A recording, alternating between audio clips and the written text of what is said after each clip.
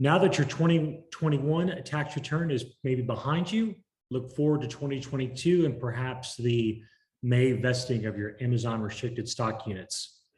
Today, we're going to talk about how you can use your restricted stock units to work in conjunction with your 401k plan benefits to optimize the retirement benefits or planning for you. My name is Christopher Fliss from Resilient Asset Management, and I was going to step through some basic instructions on background information on the plan, and then also go into specific examples. So we will jump into it. All right, the goal here is to, well, not everybody's goal, but for today's example, we want to work on maximizing the deferrals within the Amazon 401k plan. Okay, so to do that, we have to maximize the salary deferral, and then also get the maximum matching funds that we can, and then take advantage of the post-tax contributions. And then we're going to use the restricted stock units to fill in the take-home pay gap created by our deferrals. And by doing so, we're going to look to maximize what the IRS allows us to defer into our 401k per year. Okay, so let's talk about some rules first. First one is the salary deferral. Salary deferral for people below 50 is a maximum of $20,500 for 2022. This number fluctuates each year. Generally, it goes up. In addition to that, there's a catch-up contribution for those who are above 50 years old. So for 2022, that number is $6,500. Amazon, as part of their plan design, matches 50% of the first 4% that you defer into the 401k. So if you put in $1, you get 50 cents credited to your account up to the limit of 4% of your pay. The IRS limit for those below 50 for 2022 is $61,000. For those 50 and up, it's $67,500, which accounts for the $6,500 catch-up contribution. Okay, so those are the basic rules. Now, the first thing we want to do for most people is you want to maximize the match. Why do we want to do that? Well, it's free money. It's a benefit, employee benefit you get for working for Amazon. And again, like I said, for every $1 that you contribute, you're matched by 50 cents from the company, goes directly into your account, and then grows, and then that becomes part of your investment base that will hopefully grow over time. So immediate 50% return on your money up to 4% of your base pay. Wonderful benefit. So if you have the means, that's probably the first benefit for the 401k of which you want to take advantage. All right, so then the next part is to defer up to the $20,500 salary deferral limit. So to do that, that's the maximum that you can do for 2022. And that deferral can be either tax deferred or it can be tax free. Again, that's going to be situation dependent on your own personal situation. The next part is the catch-up contribution. So in order to do that, you have to turn 50 in the current year. So maybe 2022 in this example. So if you turn 50 this year, then you can defer an additional $6,500 for the year. That too can be either tax deferred or Roth, depending on your own personal situation. You would make that election in the software when you enter in your election options. Okay. After that, Amazon has another benefit where you can make post-tax contributions into your account.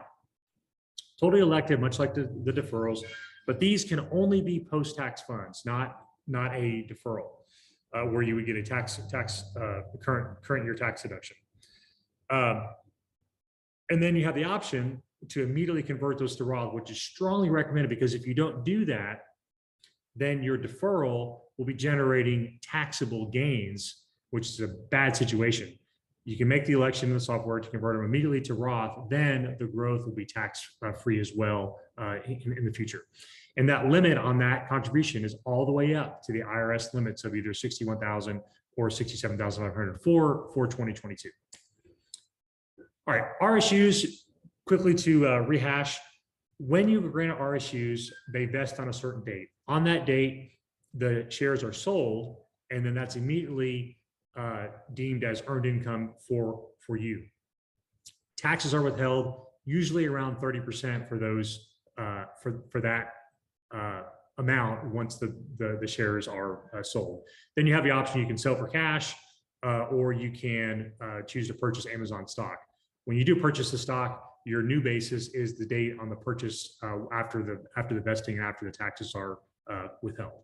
Okay, so that's a quick one on the restricted stock units. I don't want to go into too much detail on those. They're effectively on the vesting date, part of your salary, earned income. Think of it that way. Okay, so now let's talk about an example. So I'm an Amazon employee. My base pay is $160,000. I'm 50 years old, and this year I want to maximize my deferral. I want to maximize the matching funds from Amazon, and I want to go all the way up, my deferrals to go all the way up to the IRS limits, which I previously defined. And once all that's done, I want to replace all of those funds with RSUs that vest in the current year. Okay, so let's take a look at how we would do that. First comes the deferrals. So there are 26 pay periods at Amazon as we're recording this. So if you make $160,000 base pay, that's $6,154 per pay period. That's just 160 divided by 26. So if you want to defer $27,000 over 26 pay periods, you have to defer about $1,038 per pay period in order to achieve the $27,000. So you can't enter that number into the software. You got to enter in a percentage. So to get there, the 1,038 divided by the 6,154 equates to, roughly speaking, about a 17% deferral. Deferring that amount throughout the whole year will get you all the way up to your $27,000 limit. Of course, if you're below 50, the numbers will be different, but that's a different example. Okay, so that takes care of the deferral. So once you do that, since you're deferring 17%, you're above that 4% cap. So you're going to get 4% of your 160,000 or 6,400, but you only get half, and that's just 50% of that. So you'll have $3,200 that'll come to you in matching funds. 3,200 divided by 26, $123 per pay period. So your 1,038 plus your 123 will be going into your 401k account for your benefit. Okay, so that takes care of the deferrals and the matching funds. Now, on top of that, we want to go all the way up to the IRS Section 415 limit of $67,500. So to do that, we take our $67,500, and then we're going to subtract our $27,000 deferral and our $3,200 matching funds. And that leaves us with a $37,300 remainder for how much money that can go into our 401k on a post-tax basis. Okay, so to do that, we take our $37,300 and then we divide that amount by 26 to get to our $1,435 per pay period.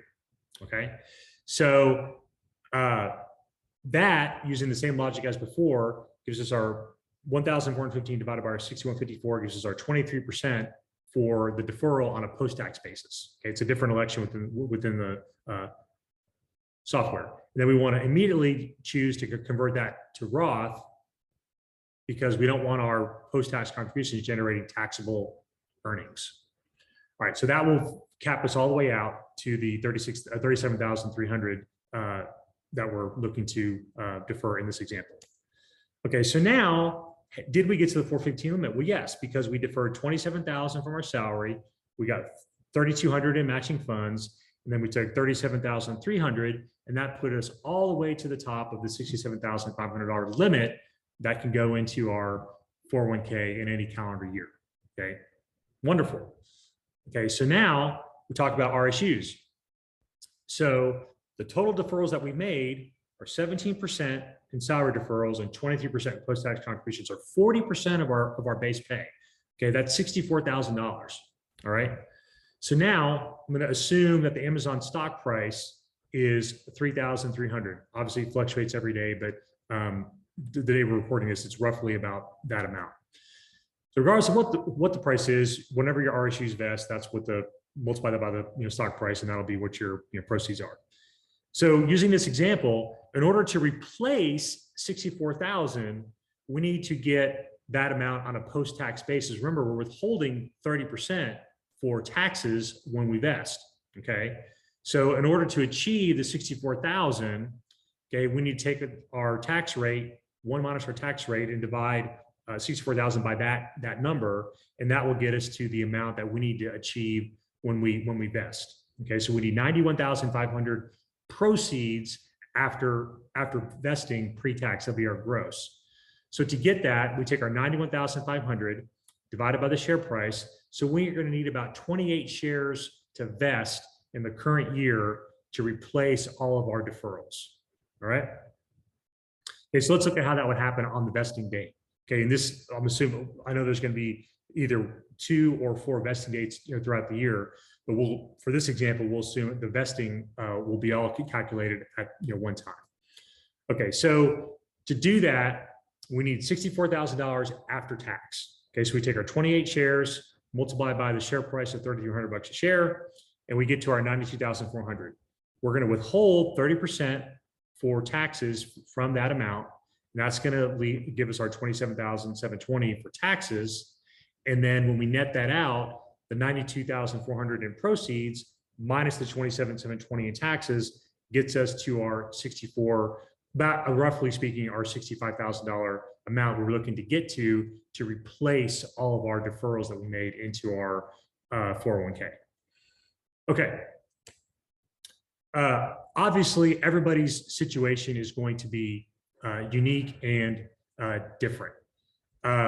Some people, for example, if you're a military retiree, you may have other income sources, be it your pension and be it disability, that you have more flexibility in how you can do your deferrals.